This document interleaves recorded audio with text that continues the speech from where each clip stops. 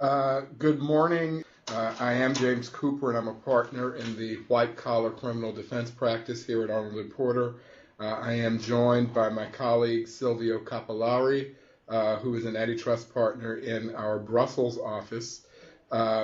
Welcome to the U.S. and EU Cartel Investigation Series, Investigation and Negotiation, How to Bring Cartel Investigations to an End. A few technical preliminaries. Please use the chat feature within WebEx to ask questions throughout the program. Due to time constraints, we might not be able to get through all of the questions, so please do not hesitate to contact one of us directly if you have questions that we are unable to answer. Our plan will be to hold questions until the end of the program. The lines have been muted, but if you need assistance during the conference, please press *0 on your phone, and a conference coordinator will be happy to assist you. Just a reminder, this event is being recorded and may be posted on our firm's website, where it will be available to the public. And for your convenience, shortly after the program, we will circulate to all participants a link to the presentation materials for today's program. This is the third in a series of webinars on cartel investigations. The first covered issues of amnesty and leniency in the U.S. and the EU. The second covered search warrants and dawn raid preparation and response. We won't be covering those issues in depth today, though there is some overlap with the issues that we'll be discussing today. This presentation will focus on responding to an investigation conducted by the DOJ or the European Commission, including conducting an internal investigation in a cartel case, cooperating with the competition authorities where appropriate, and also mounting a defense of a company facing such an investigation, and finally negotiating pleas and settlement. We are assuming today that the investigation begins with, the order will be that we will talk about U.S. matters first, and then we will proceed thereafter. I'll turn it over to Silvio to talk about the situation in the EU. In a U.S. investigation, we are assuming that the company will learn about the investigation from DOJ as opposed to seeking amnesty in the first instance. DOJ can initiate an investigation in a number of ways. The most common way is the issuance of a detailed grand jury subpoena that calls for a vast array of documents in the possession of the company. DOJ can also, as we discussed in our earlier presentations, conduct a search, though that typically would mean that they would also issue a subpoena. Most of this presentation will deal with the subpoena context, which is the most common situation. The Antitrust Division's current practice when issuing a subpoena to a company located in the U.S., where the company also has a presence outside the U.S., is to state that the subpoena covers the entire corporate organization, parents, subs, affiliates, not just the company that served with the subpoena. However, they also generally do not assert that materials located outside the United States have to be produced in order to comply with the subpoena. They just require typically production of documents located in the United States. That said, DOJ will generally ask the company to produce documents that are located outside the United States, and they will do so in a cover letter accompanying the subpoena, and also in person when they have contact with company counsel. I want to spend a few minutes giving an overview of, from the perspective of company counsel, the objectives of subpoena response and investigation in the cartel context.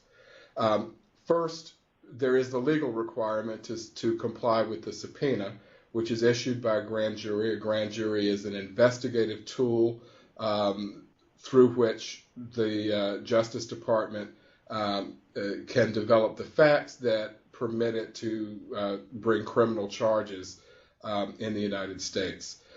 So the grand jury serves two functions. It first investigates as directed by the prosecutor, here DOJ, and it also is the entity that would return criminal charges if there were not a plea agreement or a settlement before that happened. There are serious consequences for noncompliance, including obstruction of justice. But the point here to really take away is DOJ is investigating to develop the facts to permit it to prosecute and to encourage the company to investigate and report. Though DOJ's grand jury subpoenas are asked for a vast array of documents, they frequently are not really interested in receiving all of the documents called for, which in many companies' cases would require millions of documents to be produced. In companies with an international reach, they also don't necessarily believe that the most relevant documents will even be located within the United States. But they are trying to cause the company to come forward with facts that would permit prosecution, incriminating facts, or alternatively to provide information that disproves the company's involvement in conduct that violates U.S. law. A subpoena is costly in terms of compliance, but it gives the company time to examine its risk and marshal the arguments available either to persuade DOJ not to prosecute or to reduce liability, if there is liability. Throughout, the second big issue here is, objective here is avoiding prosecution or mitigating the risk. We will use the term cooperation throughout this presentation, but bear in mind that cooperation means different things in different contexts. At the beginning of an investigation, it is probably better to think of cooperation as constructive dialogue with DOJ. A company is well advised, however, to think long-term in terms of the potential benefits of cooperation should it come to pass that investigation reveals that the DOJ's case has merit. A company can cooperate with DOJ, as we'll discuss, in an effort to avoid prosecution and as a vehicle for reducing the fine or mitigating risk should it come to that. The first order of business when a subpoena is received is to open a line of communication with DOJ, and that should come. That first contact should come from experienced criminal counsel. The opening of this process is very important in establishing that the company is represented by counsel. Prior to the moment the DOJ knows that the company is represented, there is potential for FBI agents to drop in on employees of the company to conduct interviews. That could happen at their homes, could happen at their offices. So once DOJ is aware that counsel is involved, the antitrust division's typical practice is not to do that and to respect the attorney-client relationship and respect that the company counsel represents the employees. The first question that should be asked is whether amnesty is available. Type A and B amnesty were discussed in the first presentation, and Type B amnesty may be available.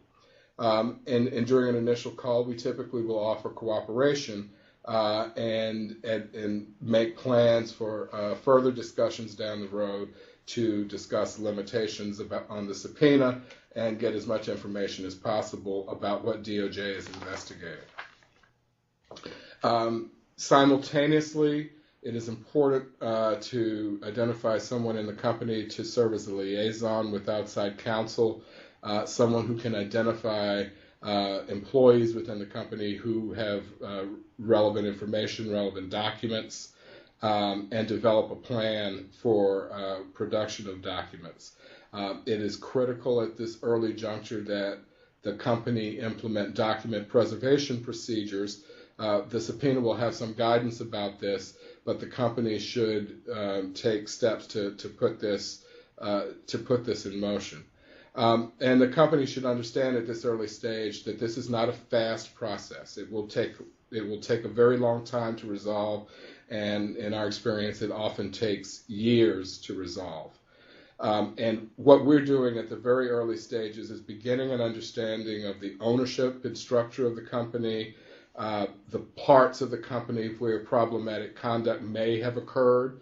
And I say may because this is only a subpoena, which is an investigative tool. And we need to understand what products are under investigation within the company. Early in an investigation, some weeks after an initial contact, our view is that it's very important to meet with the prosecutors face-to-face and begin a discussion of who the company is, what it does, and in what divisions. We show them organizational charts because the subpoena will call for documents from everyone in the company when really we know in most cases there will be a narrow group of employees who have truly relevant documents as opposed to documents that are just responsive. And DOJ during an initial meeting will often give us instructions on the order in which they would like us to search for documents. Prosecutors vary in their willingness to speak about the case at an early stage and describe their evidence. In our experience, the more secure and experienced the prosecutor is, the more likely the prosecutor is to give real and helpful information, clarifying ambiguities in subpoenas, directing us to key personnel, and working with you to develop search parameters or search terms to find responsive documents. And this is very helpful to the company, and this is why we have this dialogue with DOJ to give information and get information that help us in the defense of the company and help us move more quickly to learning whether the company has exposure or risk. At this early stage, we then believe it's very important to do a thorough and detailed internal investigation.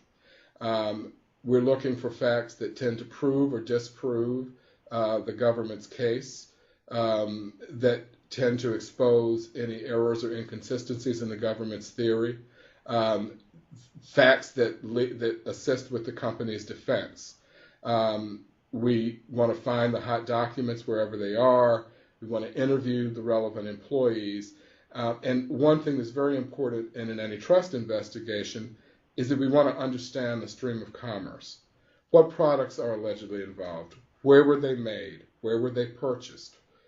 Where was money exchanged? To which customers and to what destination were the products shipped? And also we want to examine the evidence to figure out who within the company, which employees, if any, have any risk.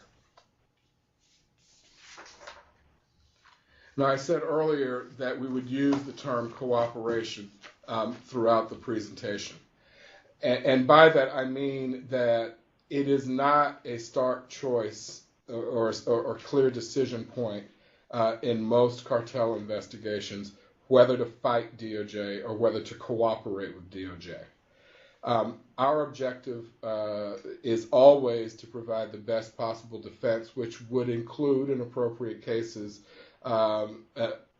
contesting all liability. And we're doing so in an effort to persuade DOJ that it has no case, that its theories are not meritorious. But it's important to understand that in the United States, when there is a subpoena, there really is no formal proceeding other than the DOJ's use of the grand jury to issue a subpoena.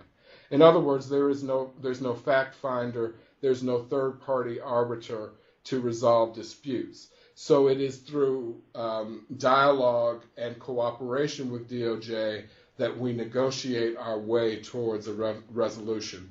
And in that sense, cooperation is really the best means to achieve whatever outcome we're going to reach. And in our experience, cooperation can lead to declination of prosecution and no charges being filed. It can be a prelude to a plea agreement, which is a guilty plea, which is the way of settling a criminal case in the United States. And it can, in some cases where the parties can't come to agreement, it can lead to a real fight, a real contest, which is a trial. And as we are doing our internal investigation and engaged in constructive dialogue or cooperation with DOJ, we are working to develop defenses, as I said before. Among these, and there are others, evidence that the government's witnesses in antitrust cases, typically there will be an amnesty applicant, that the amnesty applicant is just wrong, or that DOJ's inferences from what they've heard from the amnesty applicant are wrong, and that the company is just not guilty of the conspiracy at all. Or if the company was once engaged in a conspiracy in violation of the U.S. antitrust laws, that the conduct happened so long ago that it's not subject to prosecution because it's outside the statute of limitations, or because DOJ should exercise discretion not to bring charges. Arguments that even though the subpoena covers a long period of time, they often cover 10 or more years, is the period for which documents have to be produced. The conspiracy didn't last nearly that long. It only lasted 2 years. And that would have the effect of limiting the sales that are subject to a possible fine. Arguments that there may have been a conspiracy that occurred outside the United States, but there is nothing actionable inside the U.S. because there was no effect on U.S. commerce and U.S. consumers. All of these kinds of arguments we're trying to plumb by conducting a thorough and searching internal investigation, and it does take a lot of time and effort to build these kinds of arguments. So from DOJ's perspective, what is cooperation?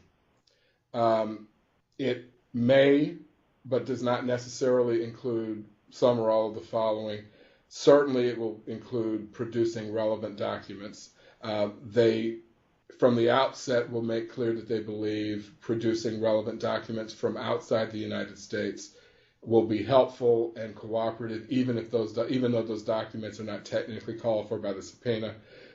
If they request it, they will want to interview officers, directors, and employees. This may require engagement of separate counsel for those employees. Sometimes we're able to represent the employees in an interview if DOJ agrees that the employee doesn't have exposure. But if DOJ takes the position that the employee does have criminal exposure, they typically will advise company counsel and urge that they be provided separate counsel for any interview with DOJ. And in this regard, it is critical that we stay a step ahead of the government by interviewing relevant employees in advance before they've retained separate counsel so that we can understand the facts. I say it to the point that it's hackneyed. As criminal defense counsel, it's our job to take a deck of cards that's face down and turn up every single card in the deck so that we understand the full scope of risk. From DOJ's perspective, there may be requests for translation of documents, and ultimately DOJ will want an admission of liability as part of cooperation, though this is a place where we may ultimately part company. On the translation of documents point, we try to resist that due to cost concerns, and also because it is important to understand that whatever we provide to DOJ in a criminal cartel investigation may and probably will be produced to civil plaintiffs should there be a follow-on civil lawsuit. The other thing to keep in mind is that if the case settles, if there is a plea agreement, DOJ's plea agreements typically will include an ongoing cooperation requirement, which would require the company to do all of the things listed here, providing relevant documents, making employees available to cooperate themselves, translating documents on request. Our view is that cooperation doesn't mean an admission of liability. It doesn't mean that we're confessing. It doesn't mean that we're giving an inch. Cooperation, in our view, is consistent with denying liability altogether or making a partial admission as appropriate and mounting a vigorous defense in negotiation with DOJ. And our view is that the company can assist DOJ without admitting liability. That said, our objectives are also advanced by proffering relevant documents, sometimes by making witnesses available for interview, by making attorney proffers about the facts that have been discovered in the investigation. Making employees available to be interviewed, the company has to understand, may complicate the personal exposure for those employees because under U.S. antitrust laws, individuals who commit an offense are guilty just as is the company on whose behalf they commit the offense.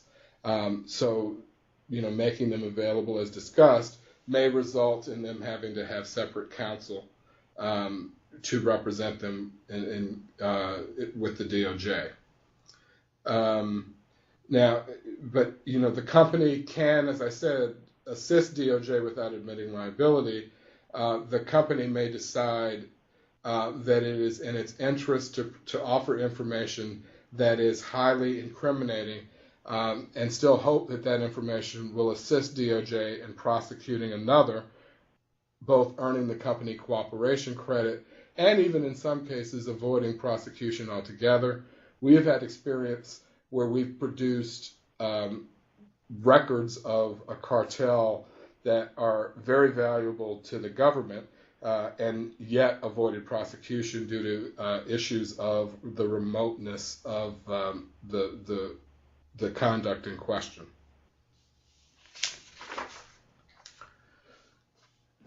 It's also important in talking about these issues to think in terms of what you get for cooperation. And here I'm speaking more of the long view cooperation. Cooperation that is designed to mitigate penalty or risk in the long run. We consider the benefits in terms of the potential impact on the penalty. In the U.S., the benefits are not fixed. There's no set amount of discount for any particular person in the pecking order, unlike in some other systems.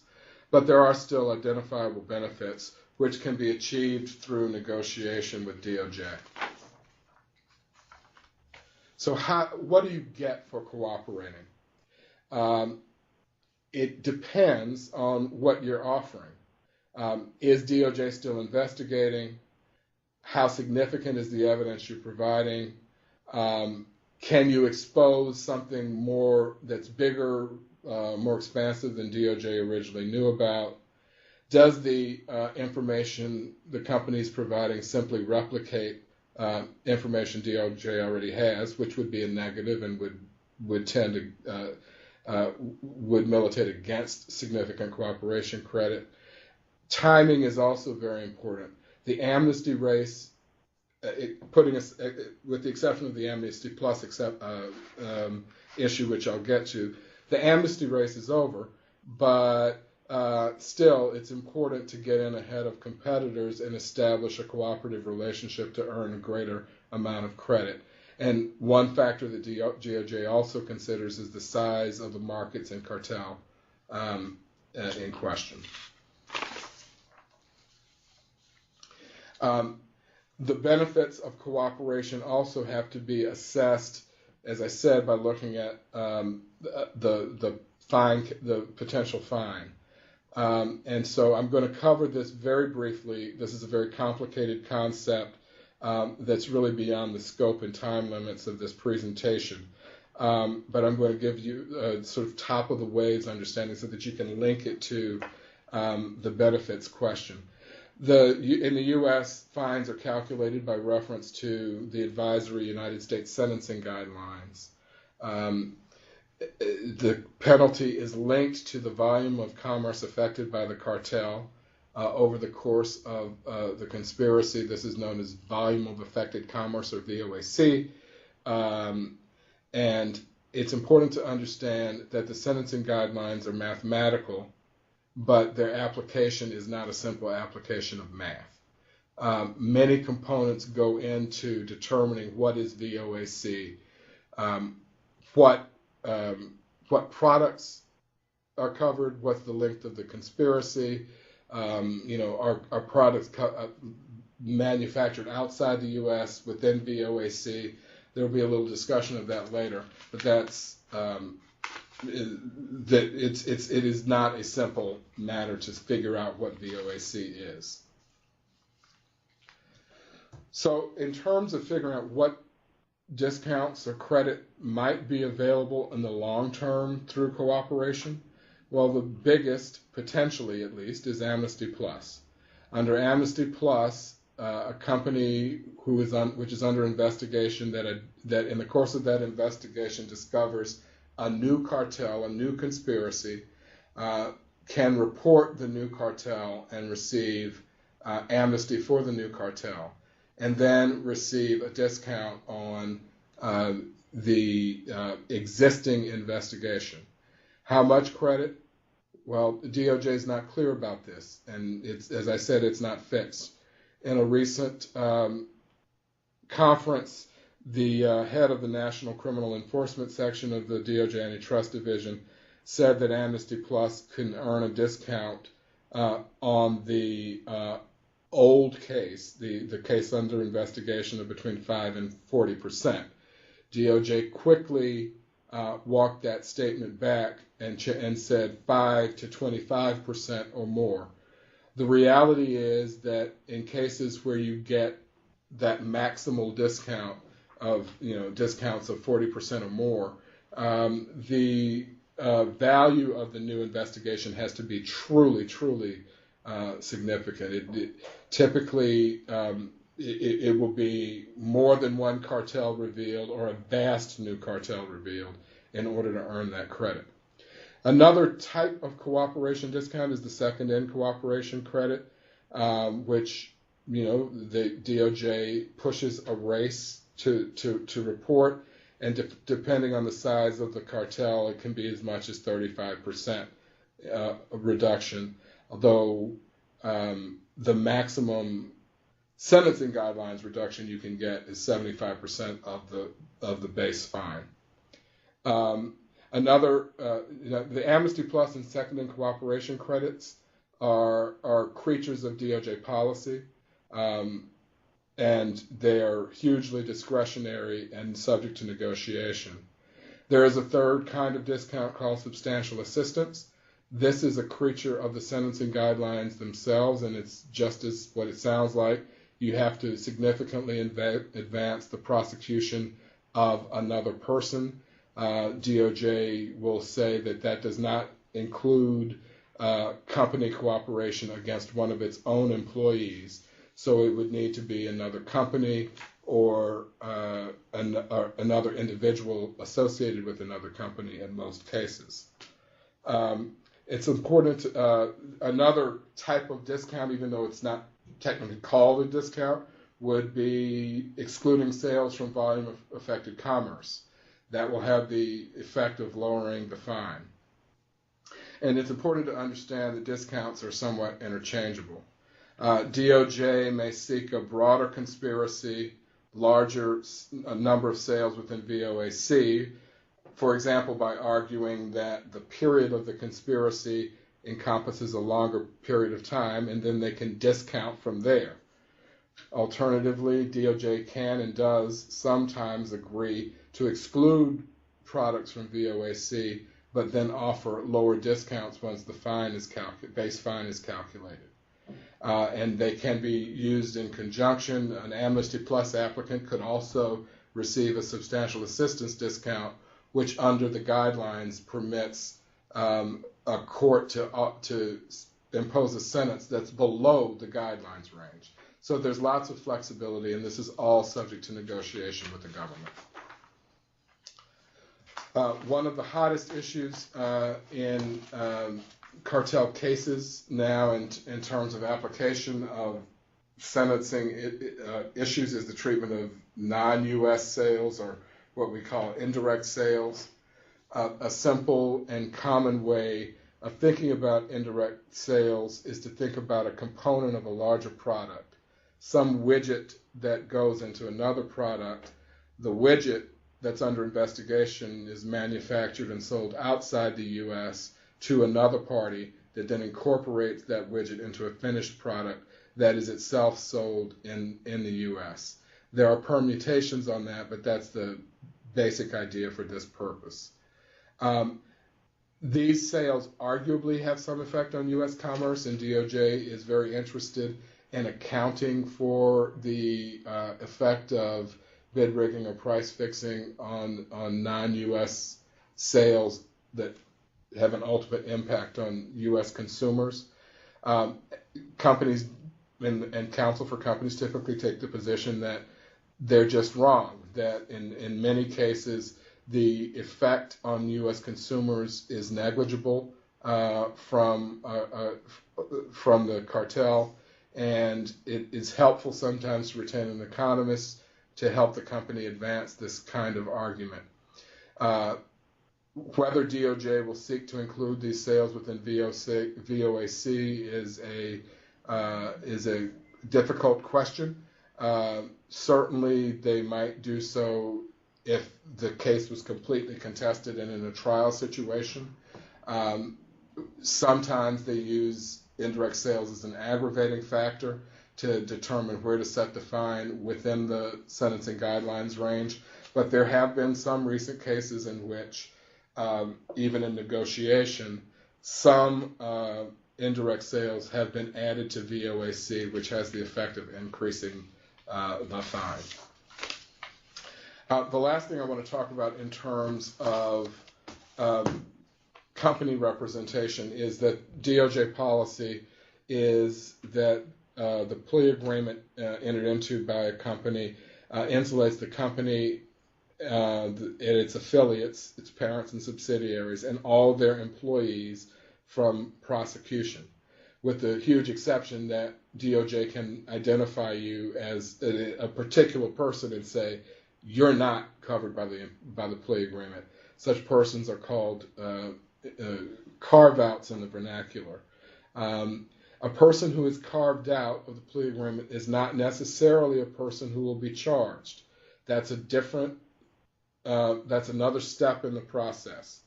But at the stage of the company plea, if they are carved out, it simply means that they are subject to prosecution in DOJ's discretion. It was formerly the position of DOJ that it would publicize the names of carve-outs in the face of the plea agreement. That is no longer permitted as of about a month ago. They will no longer publicly identify carve-outs. Whether that will result in more carve-outs because they're not being exposed to scrutiny or fewer remains to be seen. And with that, I will ask Sylvia to talk about the situation in the EU. Thank you, James, and hello from, unfortunately, rainy Brussels. In the EU part of this seminar, I will focus on what one may call the end game, meaning the period when the European Commission has essentially completed its investigation and is convinced that it has a case. However, to put things in context, I will first briefly discuss the main steps of an EU cartel investigation leading up to this stage. As you can see on this slide, there are 4 potential starting points for the Commission, namely a referral by a member state authority, an ex officio investigation, a complaint, or an immunity application. Interestingly, since the introduction of the leniency notice in 2006, more than 70% of new hardcore cartel investigations in the EU have been triggered by immunity applications. The Commission has two main investigative tools, namely dawn raids and requests for information. And quite often the Commission combines these instruments, for example, by conducting dawn raids at some companies and by sending RFIs to others, in particular those which are located outside of the EU. From the perspective of an alleged cartel participant, after a dawn raid or upon receipt of an RFI, the question arises whether or not to submit a leniency application. In this context, often an internal investigation is started, which may comprise the review of the documents seized by the Commission, as well as an analysis of the events mentioned in the RFIs, interviews with employees searched by the Commission or mentioned in the RFIs, and or also an additional internal document research. As James said, an earlier webinar in this series focused on the strategic considerations as to whether or not to submit a leniency application. I will therefore not deal with this issue any further, and this is also because most of what I will have to say applies irrespectively of whether or not a company has submitted a leniency application. After quite some time, usually after several years, the Commission reaches the end of its analysis whether it has a sufficiently robust case. If the Commission decides then to open formal proceedings, it has two options, to which I refer here as different paths. Either it issues a statement of objections with a view to what I will call a contested decision, or it starts settlement discussions with the alleged cartel participants. In the following, I will discuss both parts, but I will put particular focus on settlements, as this is still a rather new and increasingly important tool at the EU level. I will only make rather short remarks on the standard procedure. More specifically, I will limit myself to an overview of the main procedural steps and of the fine calculation, which is also important for the later discussion of the settlement route.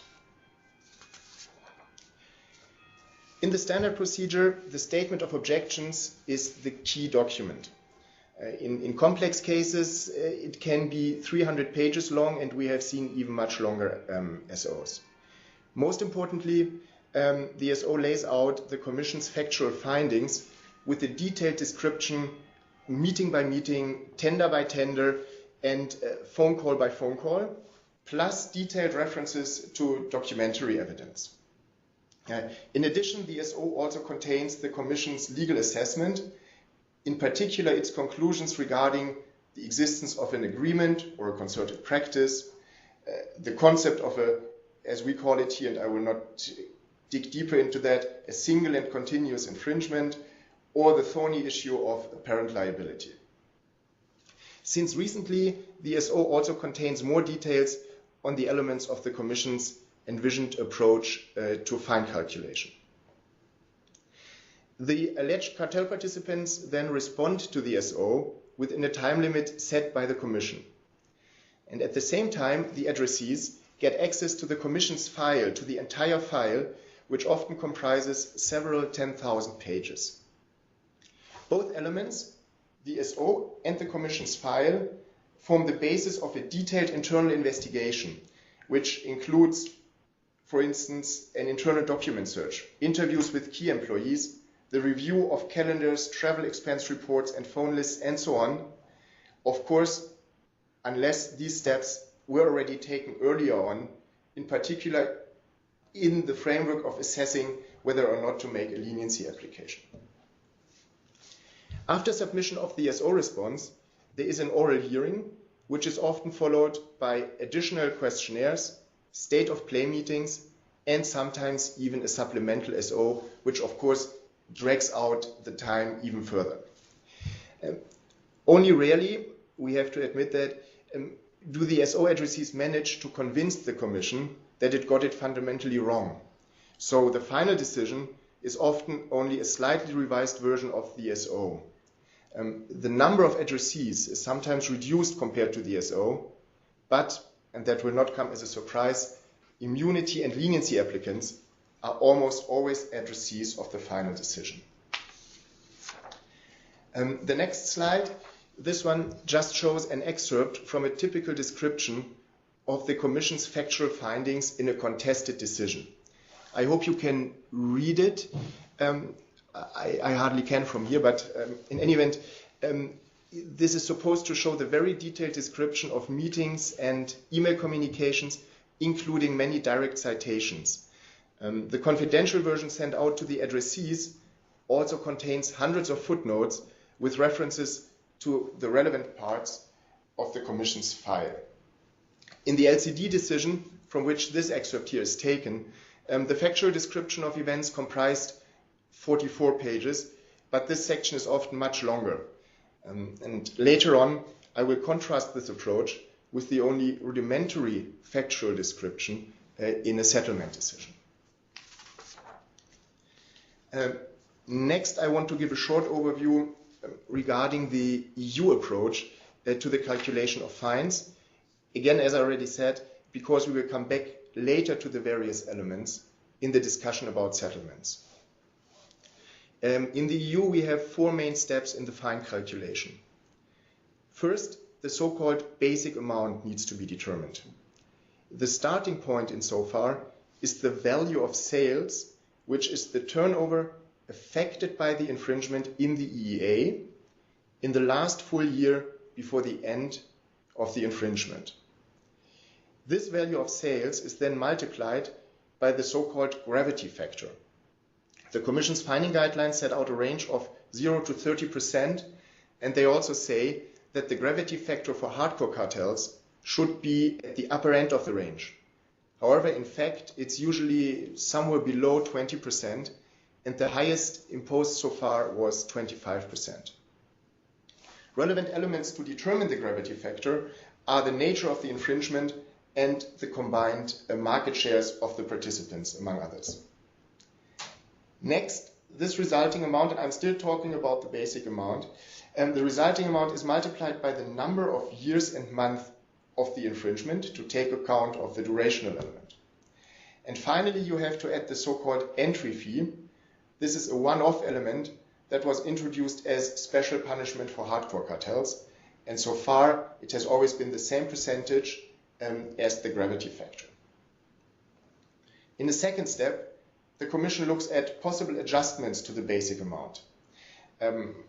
This has, again, three components. First, aggravating circumstances, such as repeated offenses or recidivism. Secondly, mitigating circumstances. Insofar, the Commission's fining guidelines refer, for instance, to a limited involvement of a company or its effective cooperation outside the leniency notice. And finally, there can be a specific increase for deterrence in the Commission's discretion. This so far has been imposed in particular on big multinationals if the infringement at issue concerned only a small part of their business activities. The third step, you can see that on the far right of the slide, the Commission has to check whether the statutory 10% turnover cap is applicable, and if so, has to cut the fine to these 10%. The reference insofar is the group-wide global turnover in the last full business year prior to the final decision. And finally, the Commission, in a fourth step, considers any applicable discounts. First and foremost among those are discounts under the leniency notice, which foresees 100% discount for successful immunity applicants and 3 bans for leniency applicants. I also listed here the settlement notice, which provides for a 10% fixed discount. I put it in brackets because here we are discussing the non-settlement route. And at the end, and increasingly so over the last years of economic crisis, the Commission looks into inability to pay claims if such claims were raised. As in the US, a hot topic regarding the fine calculation also in the EU is the distinction between direct and indirect sales. And as in the US, this issue has arisen with regard to a cartel concerning components which are then integrated into a final product, which is then sold on to consumers. The starting point in the EU is paragraph 13 of the fining guidelines, cited on this slide, and this paragraph refers to the value of sales in the EEA that are directly or indirectly concerned by the infringement. In its 2010 decision regarding the LCD cartel, LCD is liquid crystal display panels, the Commission distinguished three categories of relevant transactions, depending on where the sale of the component took place, whether it was intra-group or to a third party, and where the subsequent incorporation into the final product occurred. I have tried to summarize the three scenarios developed in LCD in the table on this slide. In that case, the Commission decided in the end to base its fine calculation only on the first real sale, as they called it, of LCD panels to third parties in the EEA, and therefore to leave out what I called here scenario 3. However, the Commission explicitly reserved the possibility to also include category 3 in future cases. In the more recent CRT case, that is cathode ray tubes, which was issued in 2012, late 2012, the Commission confirmed its approach in the LCD decision. Thus, we seem to have at least some degree of legal certainty at this point. For reference, I have added some graphic backup slides for the three scenarios at the end of this slide deck, and they will be included in the materials to which you will receive a link later on. Now I'm turning to what I called path 2 earlier on, namely the settlement route. The possibility to settle a cartel case with the Commission was introduced with the settlement notice in mid-2008. I will first give a short overview of the settlement decisions adopted so far and the procedural steps involved in settlement proceedings.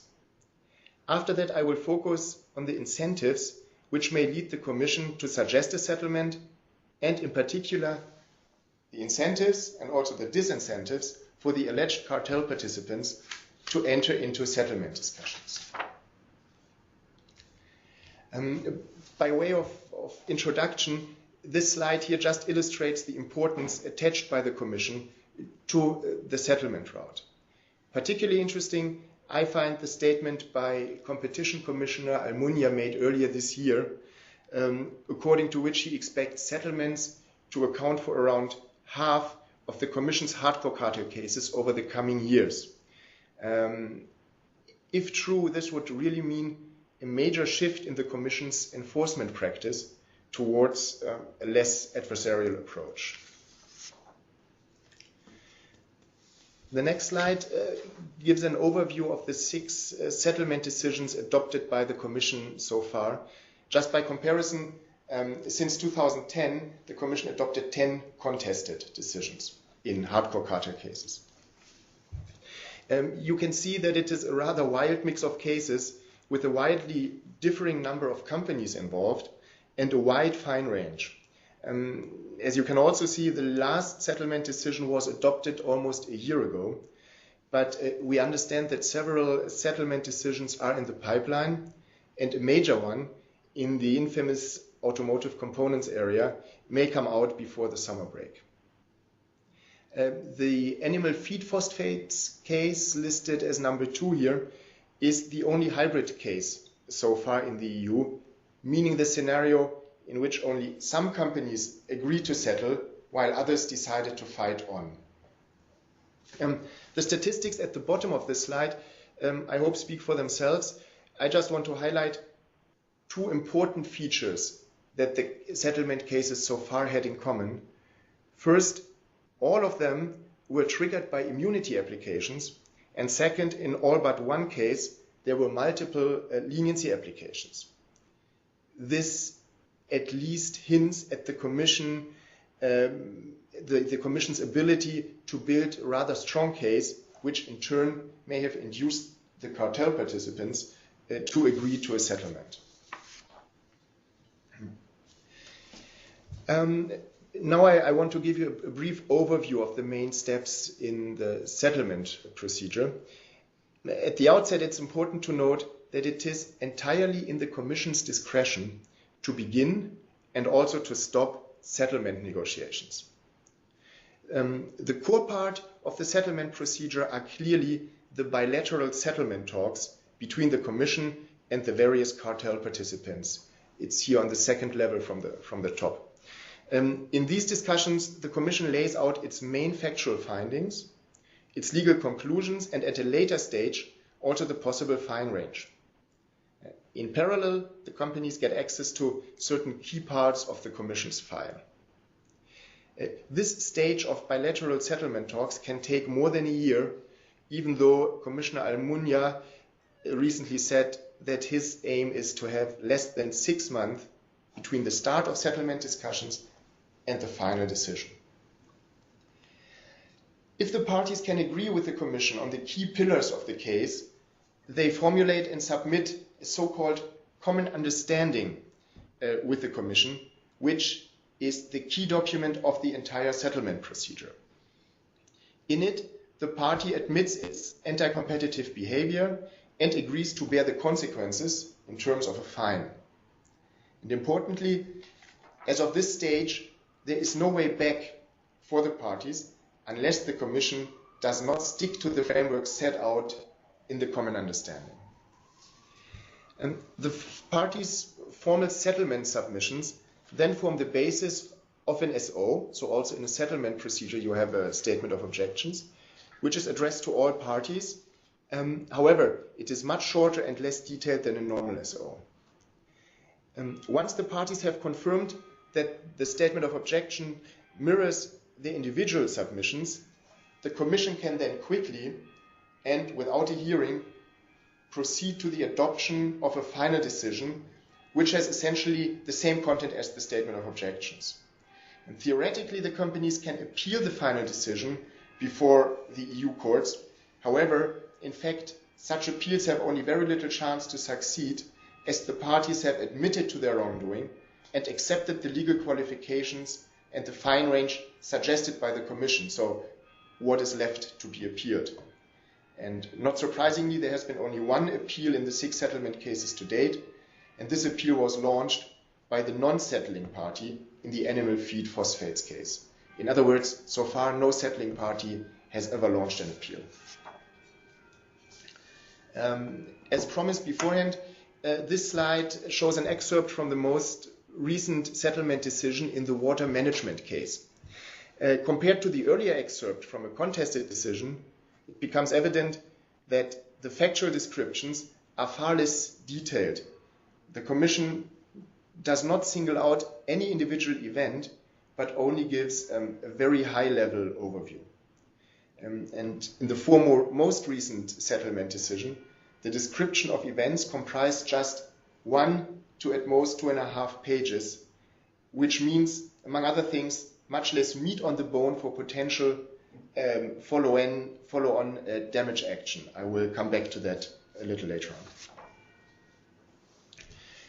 I'm now turning to the last part of my presentation, and that's the incentives of the Commission and of the cartel participants to engage in settlement negotiation. First, the Commission. Here the focus is clearly on procedural efficiency.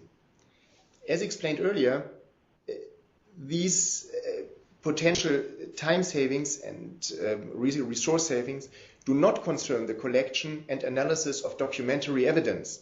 In other words, the build-up of the Commission's case. This work needs to be done in any event before the Commission starts to think about a potential settlement.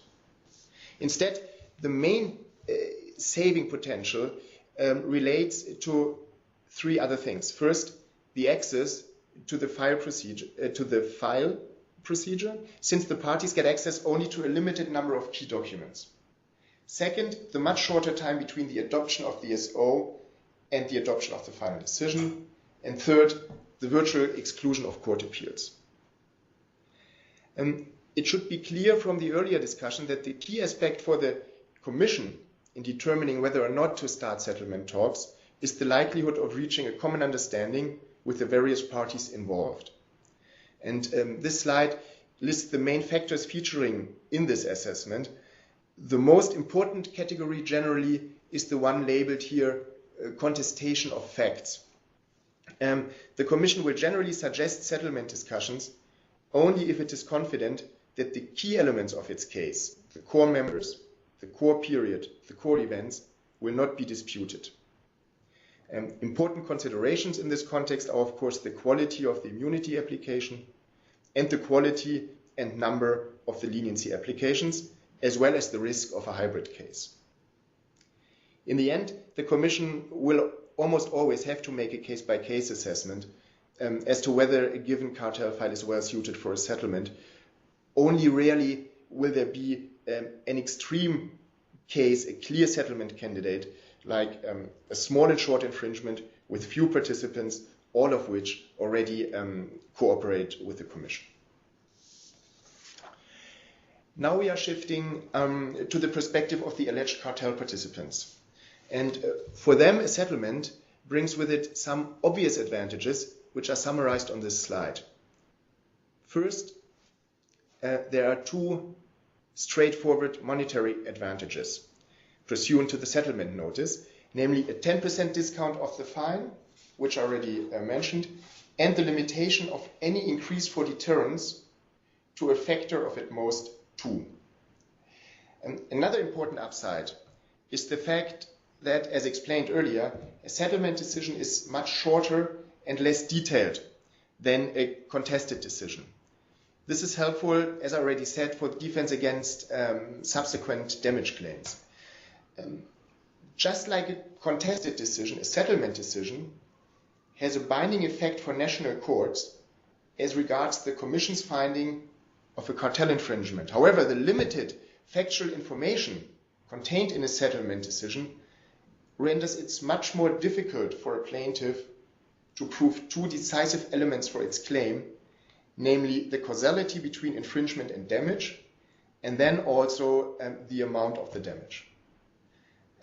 You will understand that I will not dig deeper into the issue of saving legal fees, other than to say that the bill for contested Commission proceedings over several years and subsequent court proceedings can be quite stiff.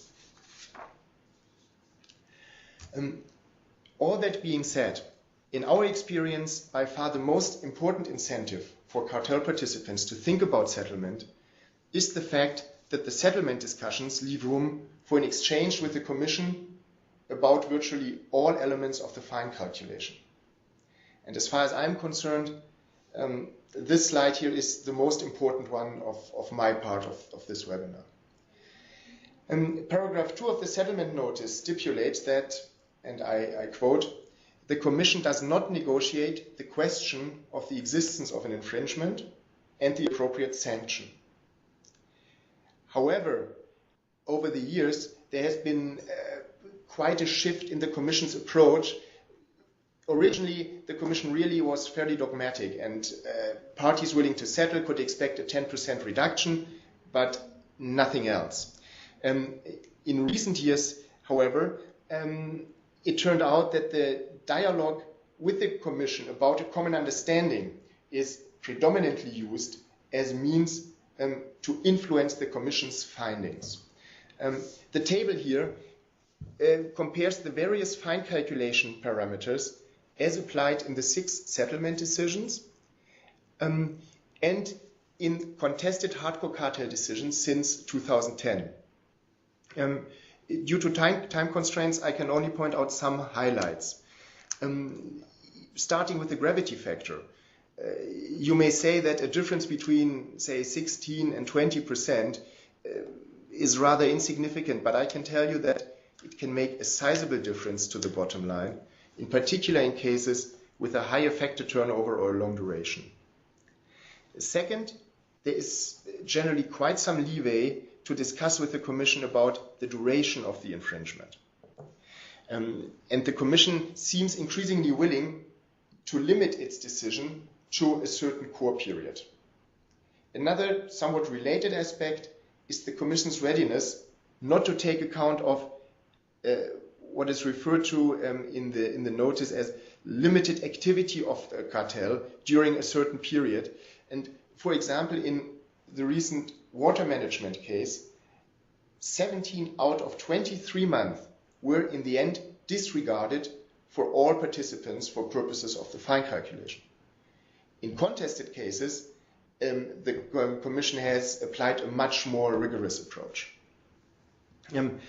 As to mitigating circumstances, the Commission has granted sizable reductions for limited involvement in the cartel and the effective cooperation outside the leniency notice in various settlement decisions. Again, in contested decisions, arguments in that direction have failed most of the time. And finally, there are remarkable differences also regarding the success of leniency applications and the corresponding leniency discounts. As can be seen in the table, there was just one unsuccessful leniency application in the 6 settlement cases, and in this case, the unsuccessful leniency applicant in the end got an 18% discount for cooperation outside of the leniency notice.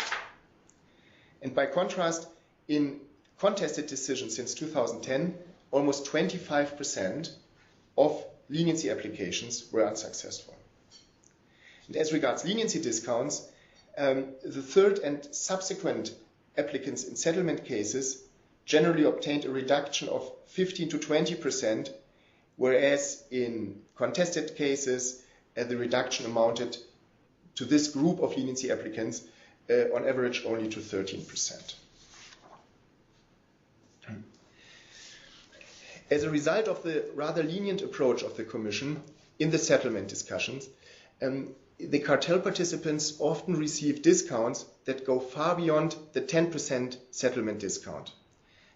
Here I have listed the most impressive examples in this regard, with reductions well beyond 40%, and in one case even reaching as much as 60%. If you add to this the additional advantages of shorter duration, smaller affected turnover, and so on, it becomes evident that parties willing to settle can very significantly reduce their fine through successful negotiations. I'm coming now to the last slide of my bit, which discusses potential disadvantages for cartel participants associated with a settlement. First, and this is quite important, settling parties forgo the chance to go out free. Once a company agrees to settle, it is certain that it will receive a fine.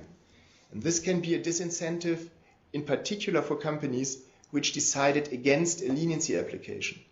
A good example in this context is the air cargo decision of 2010 in a contested case, in which the Commission had sent the SO to around 30 entities, but in the end decided to fine only the leniency applicants, with just one exception. So all the companies that decided to fight in the end were let off the hook. Second, as mentioned earlier, the settling parties essentially give up their right to appeal. This is an issue also for leniency applicants, who in principle can attack everything in a contested decision which they have not admitted to in their leniency application. And in this context, I find some figures quite interesting, which show that the chances of success before the EU courts are certainly not negligible. Between June 2011 and June 2012, according to a recent presentation by a judge at the General Court, 35 out of 75 appeals against cartel decisions to the General Court were partly or wholly successful. Third potential disadvantage, participation in a settlement can have a negative impact on the timing of private damage action. Such follow-on action may be brought much earlier than in case of a contested decision, since a settlement decision tends to be adopted closer to the unlawful conduct and there are no subsequent court proceedings. This timing issue is a problem in and of itself, as the damage award may be handed down much earlier than in the contested case. Moreover, and this should not be underestimated, witness statements may also have a stronger evidentiary value due to the shorter time span, which can, from the plaintiff's perspective, at least partly make up for the lack of detail in the settlement decision. And finally, just a quick word, settlement can have negative impact on investigations in other jurisdictions. In particular, a settlement in the EU will often create a greater need for coordination of case resolution in multiple jurisdictions. By way of conclusion, parties confronted with a settlement offer by the Commission generally have to weigh multiple aspects, and the incentives can be very different for immunity applicants, leniency applicants, and non-cooperating companies. This is all I wanted to say. Checking my watch, we started a little late, and it's here 6:10, so I guess I see that we have received a number of questions, but I doubt whether we can address them now. So James, I suggest, as you said earlier, we will just come to an end and address those questions on an individual basis. Yes, thank you everyone for joining us for the call, and we will review the questions and respond offline to you. As I said at the beginning, to the extent that you have any questions of us, you can reach out to us directly, and we will answer. Again, thank you very much for your time and your patience as we discuss these really complex issues regarding resolution of cartel cases, including conducting an internal investigation in a cartel case, cooperating with the competition authorities where appropriate, and also mounting a defense of a company facing such an investigation, and finally negotiating pleas and settlement. We are assuming today that the investigation begins with, we will do, the order will be that we will talk about U.S. matters first, and then we will proceed thereafter. I will turn it over to Silvio to talk about the situation in the EU. In a U.S. investigation, we are assuming that the company will learn about the investigation from DOJ as opposed to seeking amnesty in the first instance. DOJ can initiate an investigation in a number of ways. The most common way is the issuance of a detailed grand jury subpoena that calls for a vast array of documents in the possession of the company. DOJ can also, as we discussed in our earlier presentations, conduct a search, though that typically would mean that they would also issue a subpoena. Most of this presentation will deal with the subpoena context, which is the most common situation. The Antitrust Division's current practice when issuing a subpoena to a company located in the U.S. Where the company also has a presence outside the U.S. Is to state that the subpoena covers the entire corporate organization, parents, subs, affiliates, not just the company that served with the subpoena.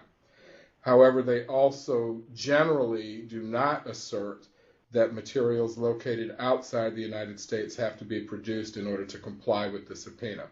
They just require typically production of documents located in the United States. That said, DOJ will generally ask the company to produce documents that are located outside the United States, and they will do so in a cover letter accompanying the subpoena, and also in person when they have contact with company counsel. I want to spend a few minutes giving an overview of, from the perspective of company counsel, the objectives of subpoena response and investigation in the cartel context. First, there is the legal requirement to comply with the subpoena, which is issued by a grand jury. A grand jury is an investigative tool through which the Justice Department can develop the facts that permit it to bring criminal charges in the United States.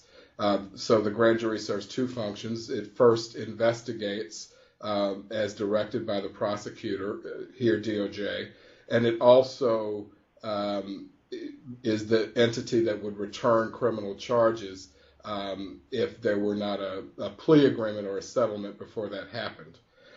There are serious consequences for noncompliance, including obstruction of justice. But the point here to really take away is DOJ is investigating to develop the facts to permit it to prosecute and to encourage the company to investigate and report. Though DOJ's grand jury subpoenas are ask for a vast array of documents, they frequently are not really interested in receiving all of the documents called for, which in many companies' cases would require millions of documents to be produced. In companies with an international reach, they also don't necessarily believe that the most relevant documents will even be located within the United States. But they are trying to cause the company to come forward with facts that would permit prosecution, incriminating facts, or alternatively to provide information that disproves the company's involvement in conduct that violates U.S. law.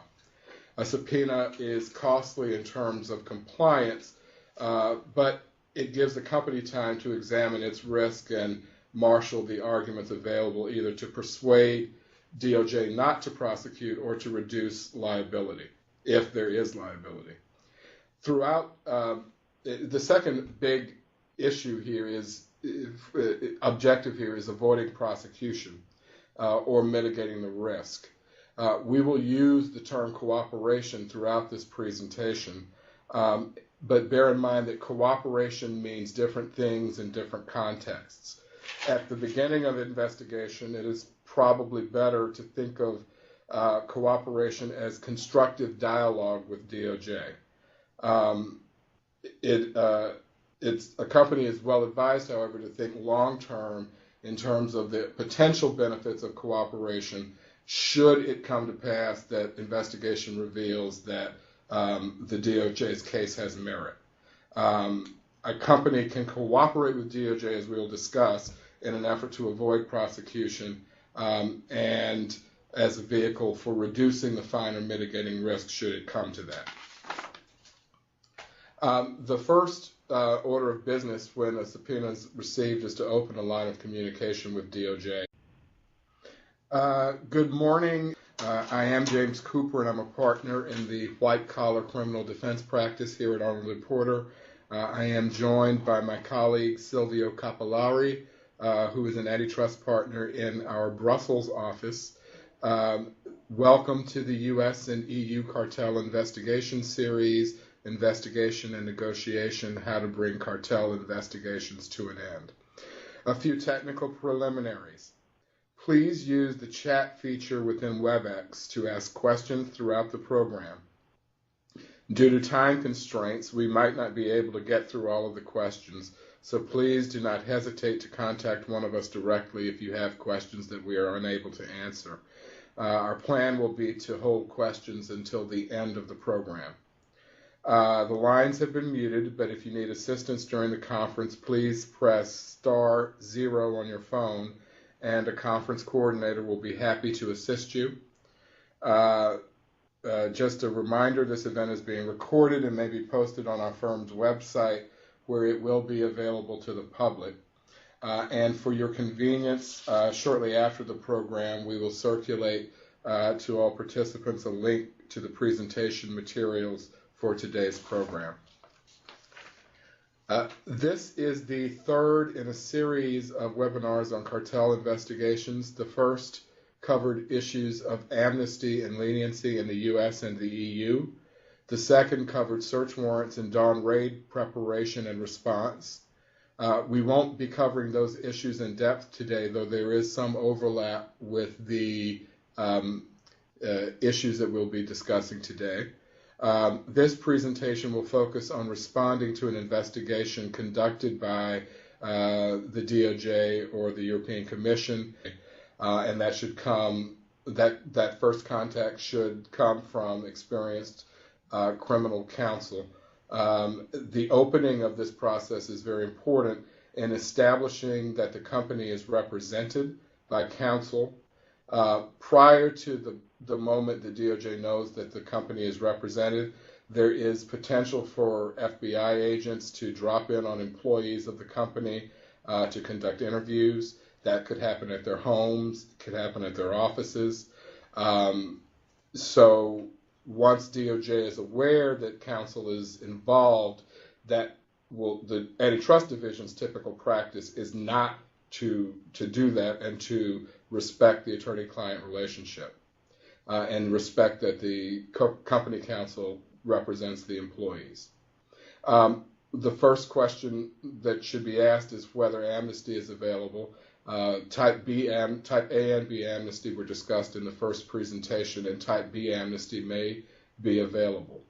And during an initial call, we typically will offer cooperation and make plans for further discussions down the road to discuss limitations on the subpoena and get as much information as possible about what DOJ is investigating. Simultaneously, it is important to identify someone in the company to serve as a liaison with outside counsel, someone who can identify employees within the company who have relevant information, relevant documents, and develop a plan for production of documents. It is critical at this early juncture that the company implement document preservation procedures. The subpoena will have some guidance about this, but the company should